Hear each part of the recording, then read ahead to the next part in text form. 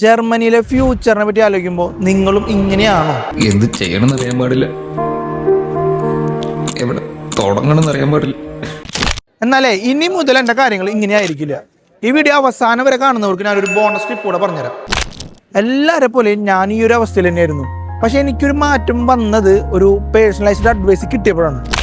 Government എത്ര സബ്സിഡീസും tax benefit തരുന്നുണ്ടെന്ന് പോലും ഇവിടെ പലർക്കും അറിയില്ല.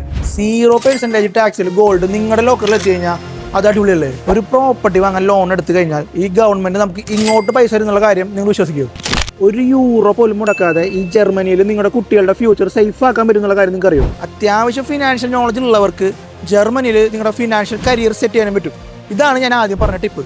ഇതുപോലത്തെ പേഴ്സണലൈസ്ഡ് ഫിനാൻഷ്യൽ അഡ്വൈസിങ് അത് ഈ ജർമ്മനിയിലും മലയാളത്തിൽ എനിക്ക് തന്നത് വിജിത്താണ്.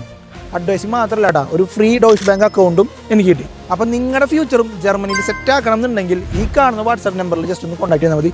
ബാക്കിയുള്ള ഫുൾ ഡീറ്റെയിൽസ് ഞാൻ ക്യാപ്ഷനിൽ കൊടുക്കുന്നുണ്ട്. അപ്പോൾ ഓക്കെ, ബൈ, ചൂസ്.